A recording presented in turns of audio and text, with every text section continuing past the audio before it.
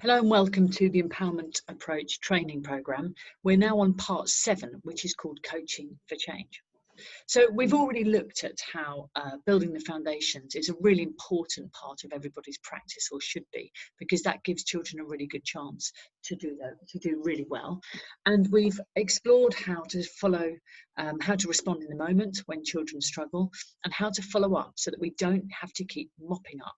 So in this approach, we believe that every single time a young person struggles to do the right thing, to keep to expectations, and to do their very best, we should always follow that up with a coaching conversation and with repair. We haven't talked about repair within this particular training program because there really isn't a chance to do every one of our units, but repair is really about making amends. So once we've followed up with a coaching conversation, some children, that will be enough to help get them back on track, to think of some scaffolds which are going to help them manage better next time. But for some children, they have got much bigger needs, and they've got much poorer skills. And so coaching conversations alone won't be sufficient, any more than a quick coaching conversation about maths would help them to catch up if they're really behind. So if children are really behind in their skills, and if they have really high needs, then we do need to put in a plan for them to have regular coaching, and that's what Coaching for Progress is. So at the very heart of all of our different elements, and particularly for Coaching for Progress, the most important thing is that the child perceives the adult to be on their side. So although we may have to say to children, actually, for the next 6 weeks, we'd like you to have a time after school once a week or twice a week for coaching, we would not be saying that in a way which would make them feel they were in trouble or that they weren't good enough, but that it was going to help them to manage better, do better, feel better, and achieve better in the long run. So we would explain this to them in the same way that we might explain some additional reading support or some additional math support or any other out of school hours intervention, where it should help them, they should feel good about it, positive about it. It might not be their very first choice of things to do after school or before school, but certainly we want them to be enjoying it and looking forward to it. Sometimes you might say, oh my gosh, we haven't got any time after school or before school. My belief is that all interventions should happen outside of lessons, because I don't agree with taking children out of really great lessons to have something different or something extra, because it's not extra, because they're missing a really good lesson. So I think it's much better that any intervention happens before or after school, wherever possible. So unconditional, supportive, positive relationships, which we talked about earlier in one of the previous webinars, where children see the person supporting them, their coach, as a supporter rather than someone who is a punisher. Our job when coaching is to shift children from unconsciously driven behaviours, where they know what they're doing is not great for their learning or for other people around them, but they're not really sure of why it's happening. So we're shifting them from unconsciously driven behaviours, where they're on autopilot, to consciously aware, oh yeah, I do get really distracted, or oh yeah, I do find it difficult to remember, oh yeah, I am a bit rigid in my thinking, yeah, I do find it quite hard to compromise and be flexible, or oh yeah, I do have stress responses the minute something is challenging. So they go from consciously aware, and then the trick is to help them want to do better and want to change their neural habits, so that then they want to consciously practice so they can build their skills and manage stresses better. And then finally we get them to the point where they are consciously in control of themselves, where they meet their needs in really helpful ways, where they have the skills to manage times when their needs can't be met. So this is all about building better brains, and through coaching we believe that we can help children to gain conscious understanding, to take control, and to create new, more positive neural pathways. So at the very heart of coaching is child getting to know themselves We believe knowledge is power. When children understand themselves better, they're more intrinsically motivated for change. So one of our mantras is empower yourself with knowledge of yourself. So we've got these things that we call strength stops, which really are just about at the beginning of coaching. We need to spend some time rather than ploughing straight into what children find hard, which can be quite depressing. If I'm sure you would agree that if you were going to be having some coaching, if they went straight into just what you found difficult and didn't even recognize what your strengths were, then that's not great for self-esteem, not great for confidence. So we always start coaching by really focusing on strengths. We call them strength stops because they become these positions of refueling. They become places where the child can refuel their confidence and their self-efficacy and improve their confidence.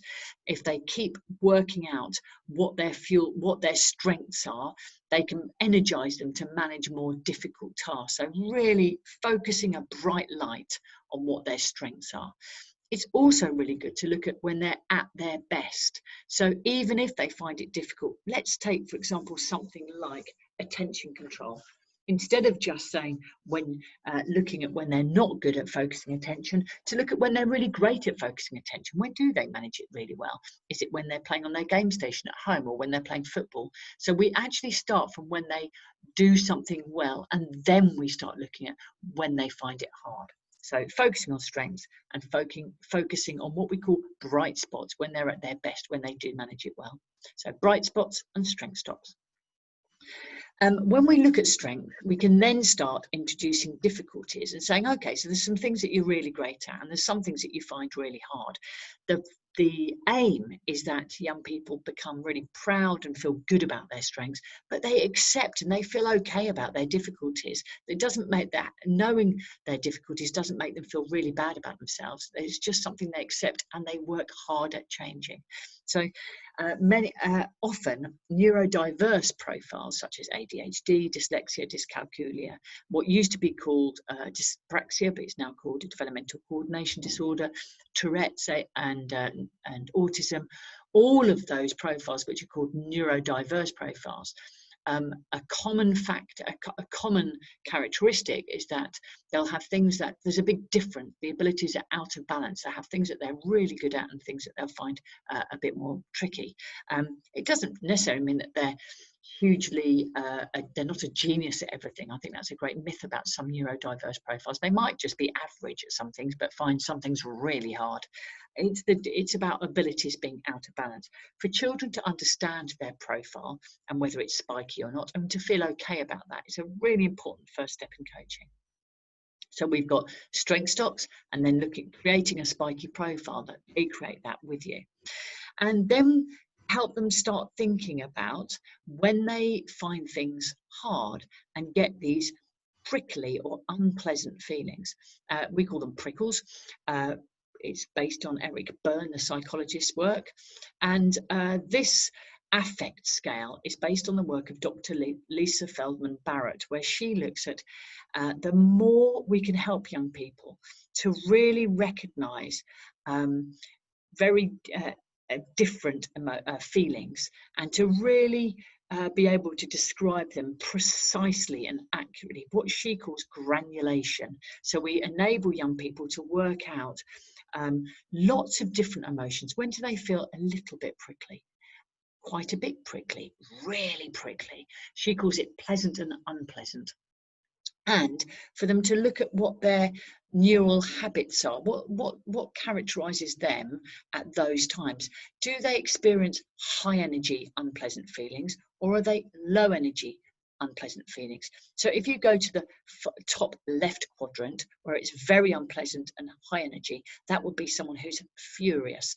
And if you go to the bottom left quadrant, where someone is very prickly, they're having very significant unpleasant feelings, but it's very low energy, that would be depression. If you go to the top right quadrant, where it's a very pleasant feeling and it's high energy, that would be excitement or euphoria.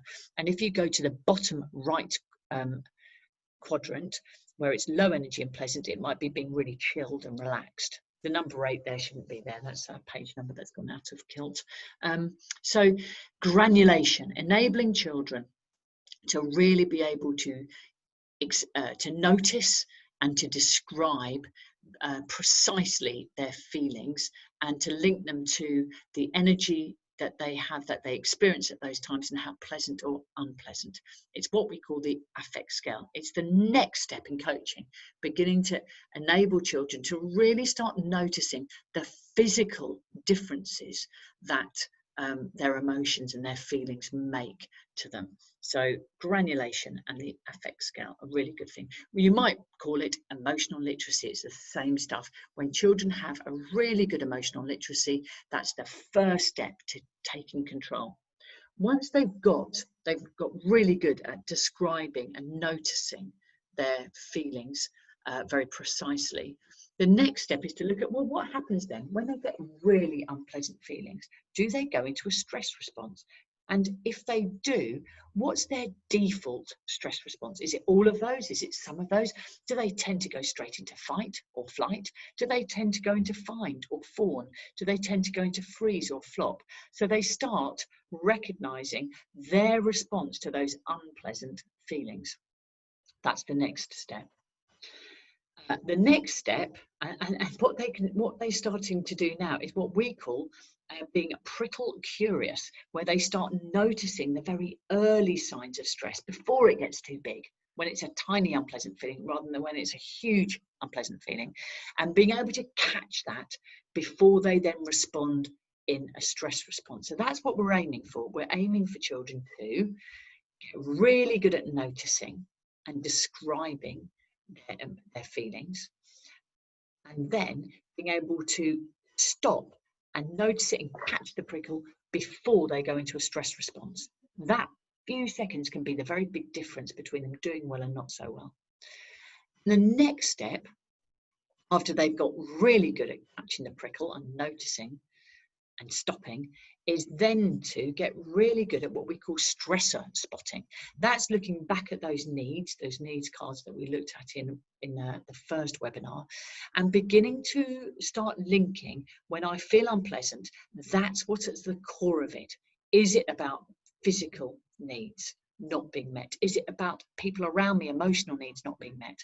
Is it about sensory needs, those physical needs, or the world around me needs? Or is it to do with learning needs? Is it because the learning's too fast, or there's too much to remember, or there's too much sitting and I can't focus my attention, there's too many distractions? Or is it because I feel very rigid and I'm asked to be shifting my focus too fast, and I don't have enough time to stop and come out of one thing and go into the next thing, which is called set shifting. And someone who is a rigid thinker will find set shifting very, very hard. So getting children to begin to become really good at identifying what are the needs that are unmet and become stressors behind their behavior. So stressor spotting.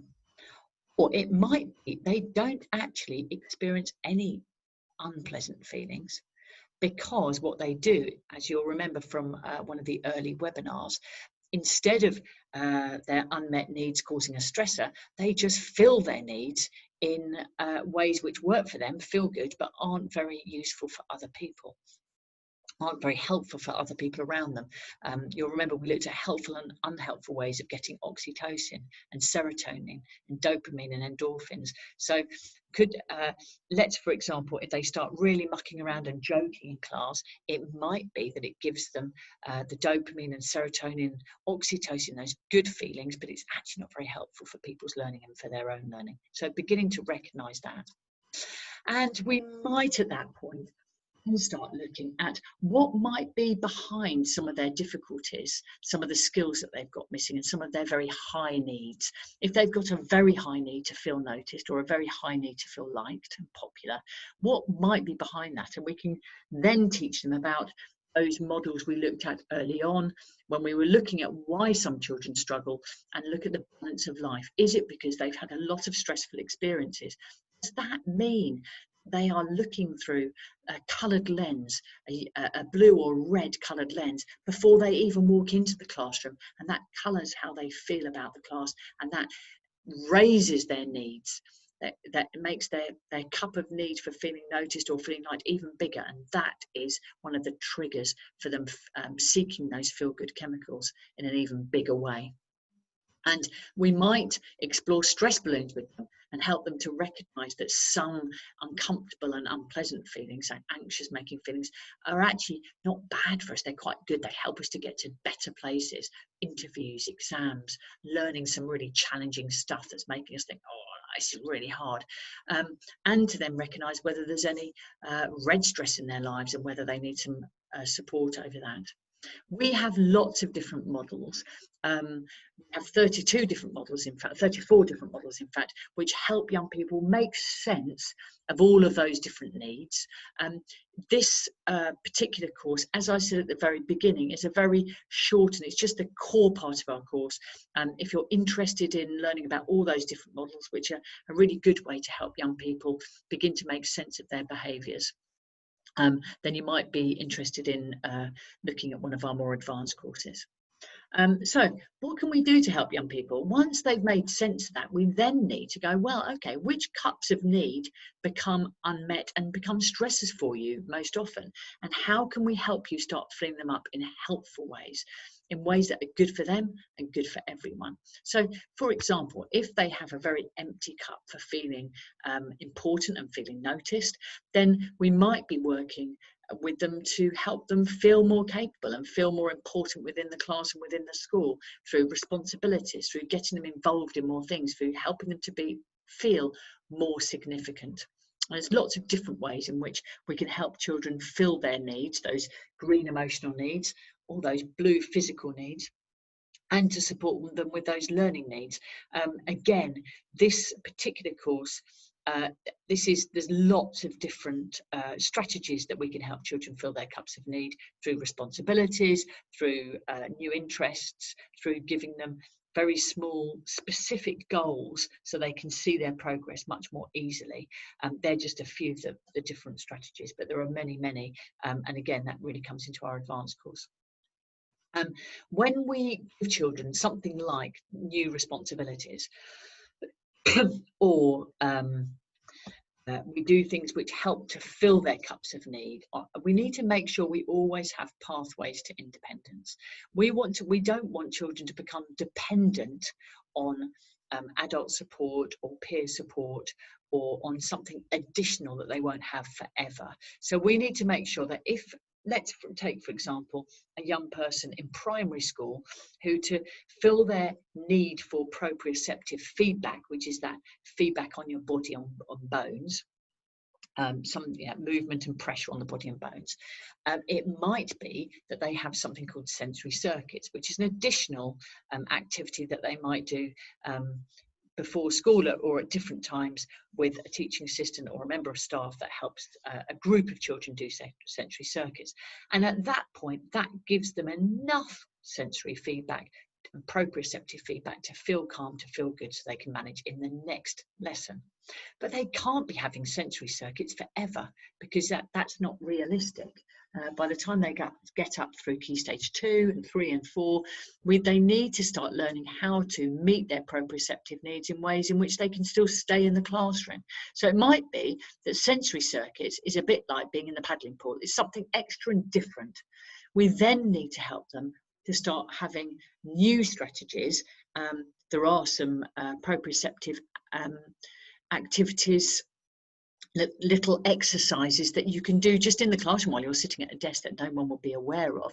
And that would really be something like the armband. It's just an extra thing they have, but it doesn't really make any difference anywhere around them. So, it might be they have a sensory cushion that they use when they're doing longer tasks, or they might have what we call a chair band, where you put them on the legs of the chair and they can move their legs without disturbing other people. Again, that's like having a noodle in swimming, or an armband in swimming, but it's something they can have whilst in the same pool as anyone else, or in the same classroom as everyone else. And what we're doing, a bit like swimming, where you might start in a paddling pool, but you're aiming to be able to swim independently. We need to do the same for all different elements of children's learning, where they might need something extra at the beginning, but we want to aim for them to be able to swim independently. We want them to be able to aim for learning independently, being able to manage their feelings independently, being able to focus their attention independently. So often I meet young people who through primary school have had a teaching assistant stuck to them at all times. So they become absolutely dependent on having an adult to help them focus attention. That's really detrimental. It gives them the message all the time: you cannot manage without an adult stuck next to you. You are not capable. It's a really bad message. So anything like additional teaching support should always be time limited. There should always be a plan for how that child can improve their skills with less and less teaching support over time. There should always be a plan written with the child at the beginning, so they know the goal from the very start that they're aiming for. So that's about building skills as well. So we need to help young people work on their skills, those executive function skills of attention control, of flexible thinking, of impulse control, of being able to hold things in their memory, or at least having strategies, which is the next step, trying out strategies.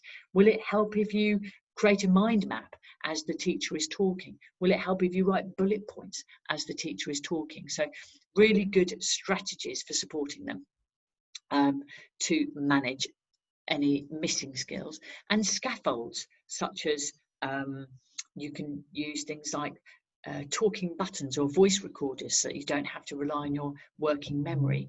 As I said before, chair bands, visual organisers, weighted cushions, so many different things that can support young people who struggle. Different coloured overlays for young people who find visual processing tricky and would benefit from a visual coloured overlay. So lots of different scaffolds, lots of different strategies that young people can try out. But we can also help children to work on the skill. We can help children get better at flexible thinking, for example. We have teaching plans for working on all of the executive function skills. So there's building skills. We can help children by using scaling. What do they find really hard now? And to get to number one, what would it look like if they're at number one for flexible thinking? At the moment, they're 0. What would it look like to be at number one? And how could they get there? And then number 2, and how could they get there? So using scaling is a very useful thing to help children really track and make sense of their progress that they're making. We believe in strength-based perspectives. So when we look at something like flexible thinking, some people are very rigid. We call that donkey thinking. But being a determined donkey is a fantastic thing at certain times. It's very helpful if you've got a project to finish and you're very rigid and you say, no, I'm going to keep going. I'm not doing anything else until I finish this particular project. That kind of rigidity is actually very, very helpful when you have a project to do. It's less helpful when you work in a team and you say, no, it's got to be this way. Then you need fox thinking. So fox thinking, really flexible, donkey thinking, really rigid, really helpful at different times. Impulse control, sometimes it's brilliant to be impulsive. Sometimes it's great to be around people who are impulsive. They go, yeah, let's just do it, let's get on and let's do it now. And then it gets things done.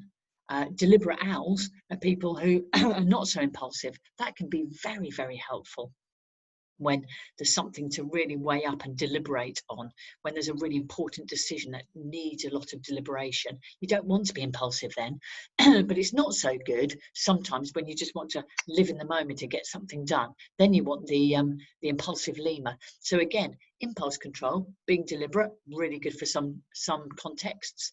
Impulsive lemurs, really good for other contexts. Thinking speed, you've got your fast cheaters, they can think really quickly. They can just go, yeah, they can come up with ideas really speedily. And then we've got the strong, slower thinkers, the elephant thinkers, really strong and slow. Speedy thinkers, brilliant for mental arithmetic, brilliant for quick fire questions, really good for when you're on Who Wants to Be a Millionaire and you've only got 10 seconds to be the next person who goes on it. It's the one who answers the quickest. Really good for that. Really good on Mastermind when you've only got a few seconds to answer. Really bad for when you want to really think something through and come up with some new concept. Then you want elephant thinking. So that's really about processing speed. And although there are advantages of having very quick thinking speed, sometimes it's much better to slow thinking down and to think more deeply. Working memory. There are some people who've got very poor working memory. We might call them dolphins. They've got sometimes great long-term memory. They can remember things from a long time ago and replay it like a video in their head. Common to many people with dyslexia is that they've got really vivid long-term memory. Not always, but it's a very common trait. Octopus thinkers can hold things for the moment in their head really well. They've got great working memory, so they can hold they can multitask and hold lots of things in their head at once, but they might not be so good at retaining things so vividly over a longer period. Attention control.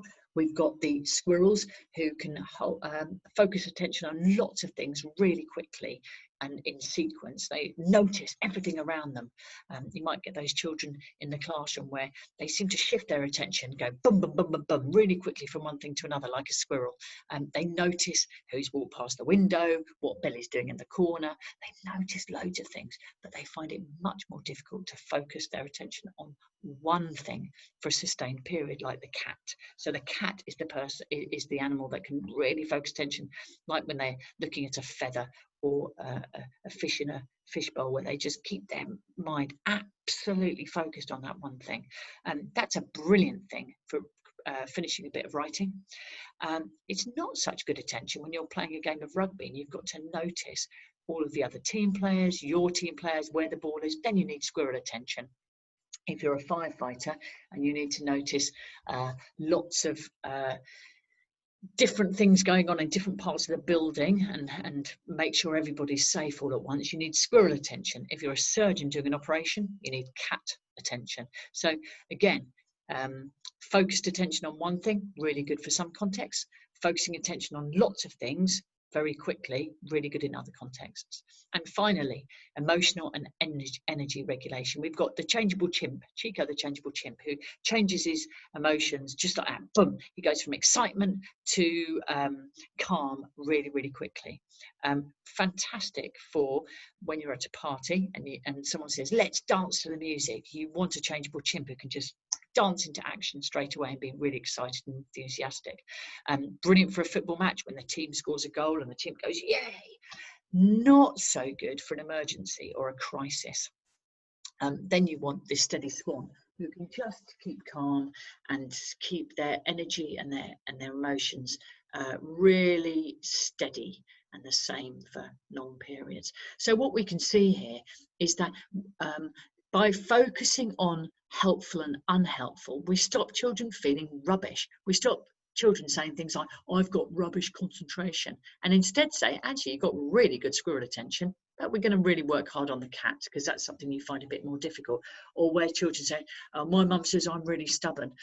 No, you've got rigid thinking, which is the determined donkey. Brilliant when you've got a cause and your principles to really think, to really stick to, or when you're not being persuaded to do things that are unhelpful for you. Not so good when you're working in a team and you've got to take account of lots of different people's needs. So by using strength-based perspectives, we stop children feeling really rubbish about themselves, and we help children to focus on their strengths and then to focus on getting better at the things that they find a bit more difficult. And then we've got the stop, start, action goal, and that's about sometimes adults and young people focus on what they want to stop. I want you to stop calling out. I want you to stop disturbing other children. We've got to focus on what we do want. We want you to start being able to stay in one place for a longer period so that other people don't get disturbed. We want you to start getting better at waiting your turn to speak. We're going to look at what's stopping you from waiting your turn to speak so you can start enabling other people to have a turn. So we look at what we want to start, not what we want to stop, and that is a really good place to start then focusing on what needs to happen to achieve that. So you can't really action plan when you're looking at what you want to stop. You can action plan when you're looking at what you want to start. And finally, predict to prevent, plan to succeed. This is our Prep for Best, where we're really helping children to before they go back into that next lesson, to go, right, what could go wrong? And can I use any of those models that I've been practicing, and my stop-starts action model and my strength-based model and my scaling? What can I use to be able to plan how to do better at the next lesson? So they're just a few of the things that we can do to help young people through coaching. I've talked you through some of it, a whistle-stop tour. We do a whole unit of a whole training course just on that one thing of coaching the individual. So this is really just a few ideas that as a class teacher you can start using yourself to support the young people that you are looking after and supporting and teaching. If you have any questions at any time about any of the things that we've discussed in this training program, please do feel very welcome to get in touch with myself or Alison at Changing Chances or one of our team. Look forward to seeing you in the very final webinar, which is really just a summary of the training course and then thinking about next steps. Bye-bye.